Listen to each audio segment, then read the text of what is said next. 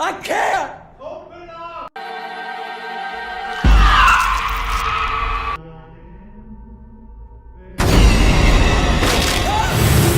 Video शुरू करने से पहले मैं आप सभी को ये वार्निंग दे देता हूँ कि इस मूवी में कुछ ऐसे सीन्स भी है जो कि आपको विचलित कर सकते हैं, तो ये वीडियो अपने रिस्क पर ही देखना।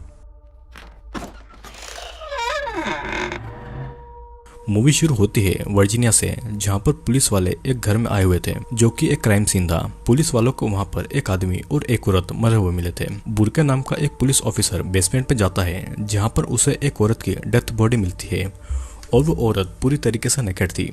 उस औरत का कोई भी आइडेंटिफिकेशन नहीं था और ना ही उसकी बॉडी पर किसी घाव के निशान थे, और उस घर के अंदर किसी बाहर वाले के घुसने का कोई भी सबूत नहीं मिलता है। उस औरत के पास से कोई भी आइडेंटिफिकेशन जैसे कि पासपोर्ट, ड्राइविंग लाइसेंस या वोटर आईडी कार्ड कुछ नहीं मिलता है, तो इसीलिए वे उसे जेन डो नाम दे देते हैं।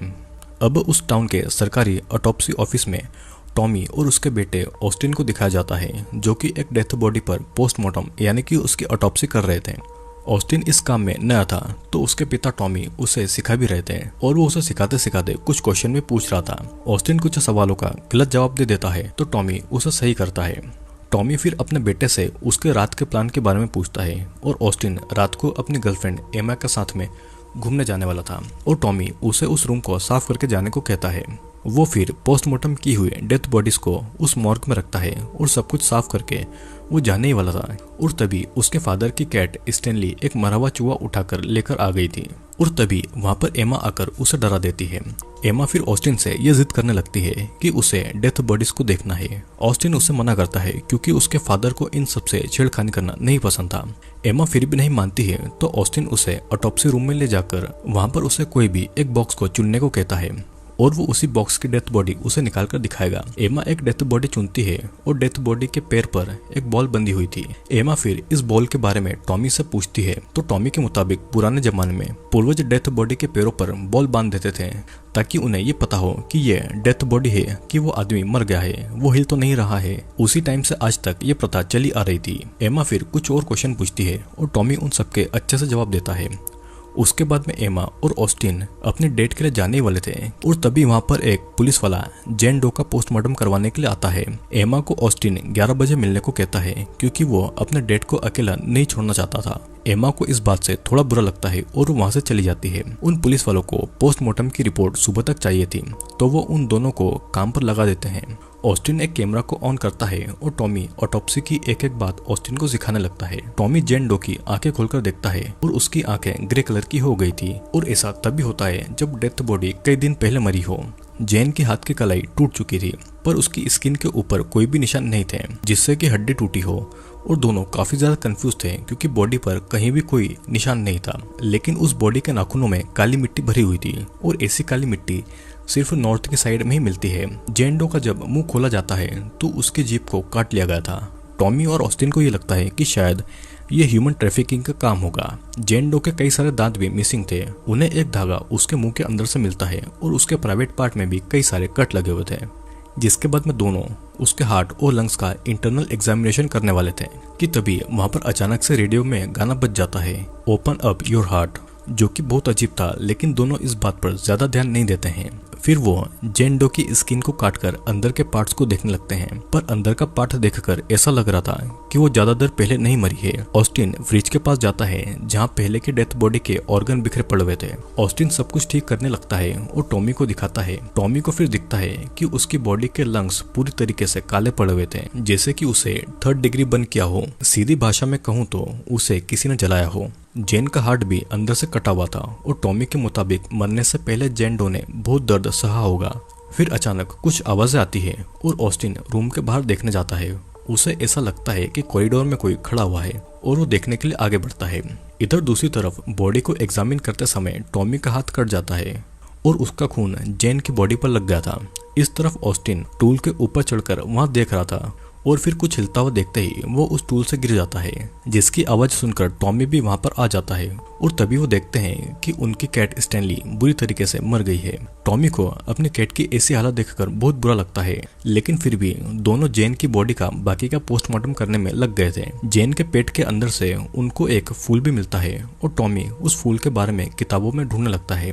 उस फूल का नाम जिनसन वीट था, जिससे कि पूरी बॉडी पैरालाइज्ड हो जाती है और ये फूल भी उस देश के नॉर्थ की तरफ ही पाया जाता है। दोनों इस बात से हैरान थे कि जेन की बॉडी इतनी दूर उनके टाउन में कैसे आ गई। ऑस्टिन फिर अपने फादर से बाकी की ऑटोप्सी सुबह करने को कहता है, लेकिन टॉमी को पूरी ऑटोप्सी अभी ही करना थी।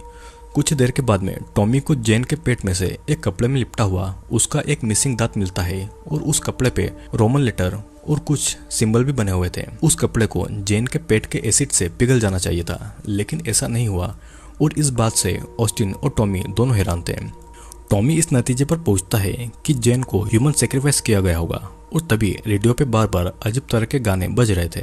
ऑस्टिन को इस बात से अजीब लगता है और वो अपने फादर को घर चलने को कह रहा था, पर टॉमी को जेन की ऑटोप्सी पूरी करना थी। उसके बाद ही टॉमी को जेन की चमड़ी के अंदर वही सिंबल और रोमन लेटर लिखे हुए दिखाई देते हैं जो कि उस कपड़े पर लिखे थे, जिसे देखकर दोनों बहुत ज्यादा हैरान हो गए थे, क्योंकि आखिर कोई कैसे किसी की स्किन के अंदर लिख सकता है।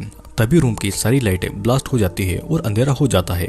ऑस्टिन जब टॉर्च जलाकर देखता है तो वहां पर बाकी की डेथ बॉडीज भी गायब हो गई थी। वो ऑस्टिन को लेकर वहां से बाहर निकलने की कोशिश करता है, पर वहां का एलिवेटर काम ही नहीं कर रहा था और बाकी के एग्जिट डोर्स भी खुल नहीं रहे थे। उनके फोन में भी नेटवर्क नहीं आ रहा था और मदद के लिए किसी को भी नहीं बुला सकते थे। दोनों फिर से ऑटोप्सी रूम में जाकर वहां के लैंडलाइन को यूज करके मदद लाने की सोचते हैं और दोनों को कॉरिडोर में कुछ अजीब दिखाई देता है। वो दोनों ऑटोप्सी रूम में दौड़कर आकर डोर को बंद कर लेते हैं और टॉमी पुलिस को फोन लगाता है, पर पुलिस ऑफिसर बुरके उनकी आवाज नहीं सुन पा रहा था। दोनों को ही बहुत ही डर लग रहा था और तभी उनको दिखाई देता है कि एक डेथ बॉडी उनके रूम का डोर खोलने वाला था, लेकिन वो दोनों एक अलमारी को डोर पर रखकर उसे ऐसा करने से रोक देते हैं। उसके बाद में टॉमी खुद को साफ करने के लिए बाथरूम में जाता है। तभी ऑस्टिन कहता है कि उनको यहाँ से जल्दी निकल देना चाहिए और तभी टॉमी को कोई एंटिटी बाथरूम के अंदर खींचकर उसके पूरे शरीर पर जख्म दे देती है। ऑस्टिन बाहर से दरवाजा तोड़ने की कोशिश कर रहा था, पर किसी तरह से वो टॉमी को बाहर निकाल लेता है। दोनों को ये यकीन हो गया था कि सब कुछ जेन डो ही कर रही है। फिर पूरी बात पता लगाने के लिए वो दोनों फिर से ऑटोप्सी रूम में जाते हैं। वो दोनों वहां पर जाकर देखते हैं कि जो कुछ भी जेन डो के इंटरनल बॉडी के पार्ट्स उन्होंने निकाले थे, उन बॉडी के पार्ट्स में अब सड़न लगना चालू हो गई थी।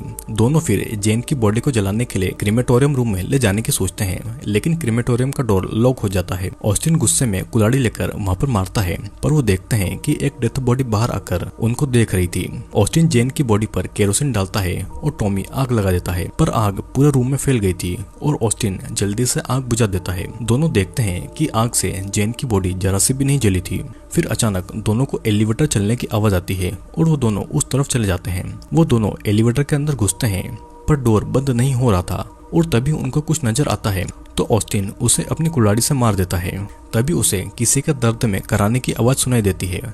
जब वे देखते हैं तो वहां पर और कोई नहीं बल्कि ऑस्टिन की गर्लफ्रेंड एमा थी, जो कि ऑस्टिन को डेट पर ले जाने के लिए आई हुई थी और गलती से ऑस्टिन ने उसे ही मार डाला था। एमा की मौत पर ऑस्टिन बहुत ज्यादा रोता है और दुखी था और टॉमी उसे अंदर लाता है क्योंकि एलिवेटर फिर से चलने लग गया था, लेकिन आधे रास्ते में ही एलिवेटर फिर से रुक जाता है। टॉमी ऑस्टिन को संभालता है और बताता है कि उसकी माँ की मौत के समय भी वो ऐसे ही रोया था, लेकिन ऐसे समय में उसे खुद को संभालना होगा।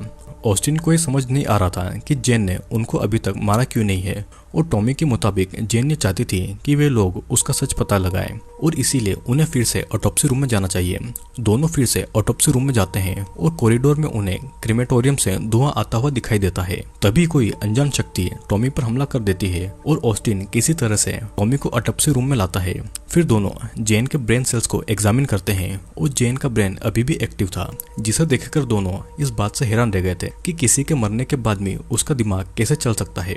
दोनों फिर से उस कपड़े के टुकड़े के रोमन लेटर्स को पढ़ने लगते हैं। उन्हें ये पता लगता है कि 1693 के समय पर सलेम विच ट्रायल हुआ था, जहाँ पे किसी निर्दोष लड़की को भी विच यानी कि चुड़ैल बताकर सजा दे दी जाती थी और वो निर्दोष लड़कियां अपना बदला चाहती थी। उन्होंने जितना ज्यादा दर्द सहा था वो उतना दर्द इंसान को जिंदा रहते समय देना चाहती थी और वो अपना बदला कभी नहीं रोकेगी। अब टॉमी जेन के पास आकर कहता है कि वो उसे सजा दे दे और उसके बेटे को जाने दे, और ऐसा कहते ही उसके तुरंत बाद टॉमी का हाथ और कलाई खुद ब खुद टूटने लगते हैं और वो तड़पते हुए चिल्लाने लगता है। जैसे जैसे टॉमी को दर्द मिल रहा था और उसकी हड्डियां टूट रही थी, वैसे वैसे जेन डो की बॉडी के घाव ठीक हो रहे थे। अब फिर टॉमी अपने बेटे ऑस्टिन को उसकी जीभ काटने को कहता है ताकि रिचुअल खत्म हो जाए और जेन उनको छोड़ दे। ऑस्टिन फिर अपने फादर को एक इंजेक्शन लगा देता है ताकि उन्हें दर्द न हो। फिर तभी ऑस्टिन को ऊपर के फ्लोर से आवाज आती है तो वो देखने जाता है, लेकिन वो बस हेल्यूसिनेट कर रहा था और अचानक ऑस्टिन को अपने फादर की आत्मा दिखाई देती है, जिसे देखकर वो डर जाता है और उसका बैलेंस बिगड़कर वो ऊपर के फ्लोर से नीचे गिरकर मारा जाता है। अब अगले दिन पुलिस वाले वहां पर आते हैं पर उन्हें कोई भी सुराग नहीं मिलता है और ये बिल्कुल मूवी के पहले वाले सीन की तरह ही था। वहां पर भी टॉमी, ऑस्टिन और उसकी गर्लफ्रेंड एमा की मौत के कोई भी सुराग नहीं मिल रहे थे और पुलिस वाले जेन की बॉडी को देखकर बहुत ज्यादा कंफ्यूज थे। तभी पुलिस ऑफिसर बुर्के जेन की बॉडी को वर्जीनिया कॉमनवेल्थ यूनिवर्सिटी भेजने को कह देता है, जहाँ पर वे लोग इस बॉडी को एग्जामिन कर पाए। अब कार में बॉडी को डालकर वहाँ के लिए ले जाया जाता है और कार के रेडियो में भी वही गाना बज रहा था, ओपन अप योर हार्ट। तभी अचानक से जेन डो का अंगूठा हिलता है और मूवी यहीं पर एंड हो जाती है। दोस्तों, इस मूवी की स्टार्टिंग में ये बताया गया था कि पुलिस वालों को जेन डो की बॉडी मिलती है। जब जेन की बॉडी को पोस्टमार्टम के लिए भेजा गया तो उन्हें ये पता लगा कि जेन के साथ में कोई ह्यूमन सेक्रीफाइस किया गया था। जेन अपना बदला ले रही थी, जो भी दर्द उसे मिला था वो इंसानों को जीते जी वो दर्द देना चाहती थी। जेन मर तो चुकी थी, लेकिन उसके ऊपर जो रिचुअल हुआ था उससे उसका ब्रेन एक्टिव था और उसके आसपास की एविल एंटिटी उसके आसपास के लोगों को मार डालती है। तो ऐसा कहा जा सकता है कि जेन कई सौ सालों से लोगों को मार रही है। दोस्तों, आपका क्या ख्याल है इस मूवी के बारे में? मूवी बहुत ज़्यादा इंटरेस्टिंग है और अगर आपको मूवी देखना है तो मेरे टेलीग्राम चैनल को ज्वाइन कर लेना, क्योंकि वहाँ पर आपको बहुत सारी मूवीज़ मिल जाएंगी। तो अब हम मिलेंगे अगले वीडियो में।